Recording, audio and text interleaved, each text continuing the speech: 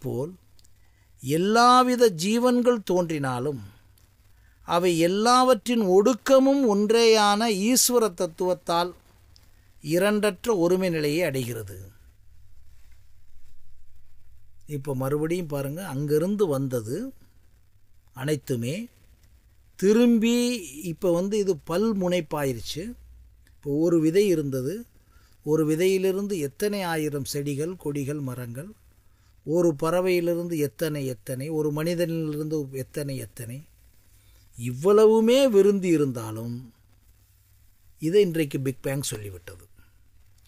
ஒடுங்கியிருந்த ஒரு புள்ளியினுடைய அழுத்தத்தினால் ஏற்படுத்தப்பட்ட பெருவெடிப்பினால் உருவாகியதுதான் உலகம் என்று சொல்லிவிட்டது.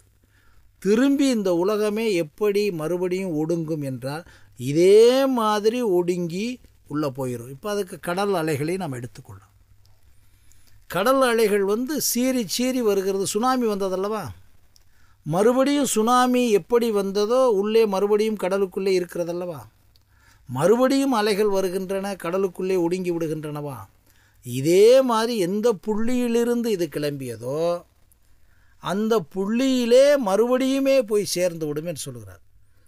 இதில் நம்ம 3 விஷயங்களை தெளிவாக தெரிந்து கொள்ள வேண்டும்.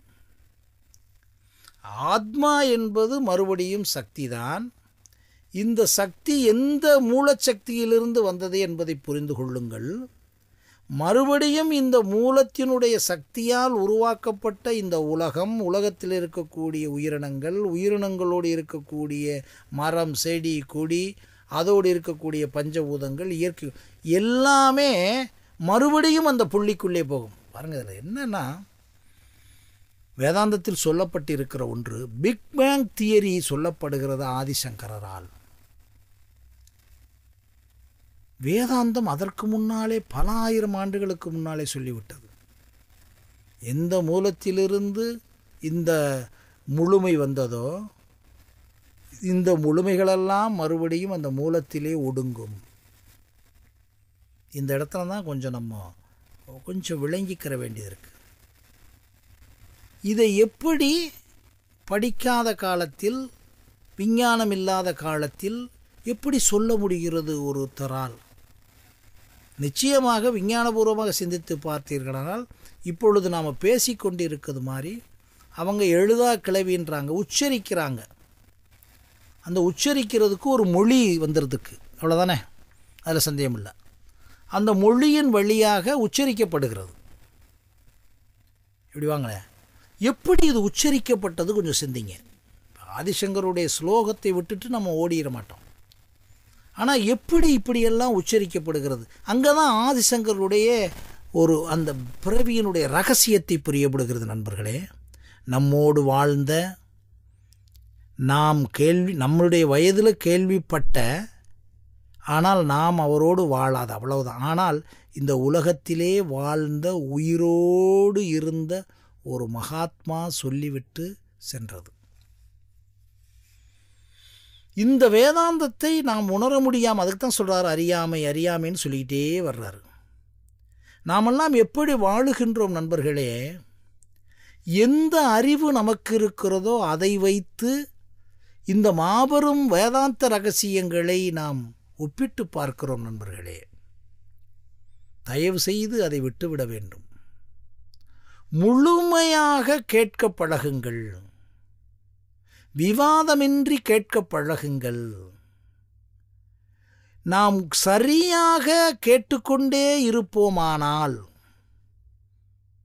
அதற்குத்தான் இன்றைக்கு மருத்துவர் கண்ணன் அழகாக சொல்லுவார், நீங்கள் ஏன் எதிர்க்கிறீர்கள், நீங்கள் ஏன் விவாதம் பண்ணுகிறீர்கள், நீங்கள் ஏன் முடிவை உடனே எடுக்கிறீர்கள்? எந்த முடிவு எதனால் எடுக்கப்படுகிறது? உங்களுடைய அறிவினால் எடுக்கப்படுகிறது. உங்களுடைய அறிவென்ன எல்கையற்றதா? அதற்கு மேல் வேறு ஒன்றுமே இல்லையா? ஒருவருடைய அறிவை நாம் சோதிப்பதற்கு என்ன, ஒரு 30-40 கேள்விகள் கேட்டோம் என்றால், அவருடைய மொழி என்ன, மொழியினுடைய வளம் என்ன, மொழி புலமை என்ன, அவருடைய மொழியில் அவர் சேர்த்து வைக்கக்கூடிய அறிவென்ன என்று தெரிந்துவிடும். சேமித்த அறிவு, சேர்த்த அறிவு, மரபறிவு இதை வைத்து நம்மோடு பேசி கொண்டிருப்பார். அது அல்ல என்பதை புரிந்து கொள்ள வேண்டும் நண்பர்களே. ஆத்மஞானம் ஆத்மஞானம் என்று இதுவரை நாம் ஒரு 10 ஸ்லோகத்தை சொல்லி கொண்டு வந்து கொண்டிருக்கிறோம் என்றால், உங்களோடு இருக்கக்கூடிய ஒன்றை, அதற்குத்தான் நாம் அடிக்கடி சொல்லுவோம், நீங்கள் தினந்தோறும் ஒவ்வொரு நொடியும் வளர்ந்து கொண்டிருக்கிறீர்கள். கருவறையிலிருந்து, தாயினுடைய கருவறையிலிருந்து ஒவ்வொரு புள்ளியாக வளர்ந்து கொண்டிருக்கிறீர்கள். அந்த வளர்ந்த ஒன்று உங்களையே பார்த்து கொண்டு வளர்ந்த ஒன்றையே நீங்கள் ஐடென்டிஃபை பண்ண முடியவில்லை. அந்த வளர்கின்ற ஒன்றிற்காக அந்த மூலத்தின், அதாவது உங்களுடைய தாயின் கருவறையில் இருந்த அந்த விந்துவினுடைய புள்ளியில் தூண்டப்பட்ட ஒன்று, அந்த சக்தி ஆத்மா என்றால் நாம் தெரிந்தாலும் உணர முடியவில்லை அல்லவா? தெரிந்தாலும், இவ்வளவு பெரிய உடம்பு எப்படி வந்து இருக்கிறது என்பதை தெரிந்தாலும் நீங்கள் உணர்ந்து விட்டீர்களா? அப்புறம் ரியலைசைஸ் பண்ணுறீங்க. அங்கே தான் தன்னை அறிதல். ஒவ்வொன்றாக ரியலைஸ் பண்ண ஒரு முடிவுக்கு வந்து விடுகிறீர்கள். ஆமாம், விஞ்ஞானப்படியே நாம் புள்ளியில் கடைசி புள்ளி அல்லவா? அந்த புள்ளியில் இருந்துதானே நாம் வந்தோம் என்று நினைத்த பிறகு உங்களுக்கு என்ன முடிவு வந்து விடுகிறது? ஒத்துக்கொள்ளுகிறீர்கள். ஆமாம், இப்போ இருக்க உடம்பு இல்லை என்னுடைய தாயின் கருவறையில்.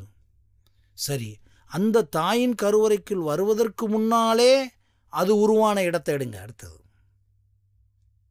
ஒரு ஆணின் விந்தணுக்கள். அப்புறம் வாங்க, அந்த ஆணுக்குள்ளே அந்த விந்தணுக்கள் எப்படி உருவாகியது, அடுத்துக்கு போங்க. ஆமாம், இந்த ஆணுடைய விந்தணுக்கள் உருவாகக்கூடிய உடம்பு எப்படி வந்தது, மறுபடியும் வாங்க. அந்த உடம்பிற்குள்ளே அந்த ஆணினுடைய விந்தணுக்கள் உருவாகக்கூடிய முறையை சிந்திச்சு பாருங்க. இதெல்லாம் உங்களுக்குள்ளே நடந்துக்கிட்டு இருக்கிறது தானே.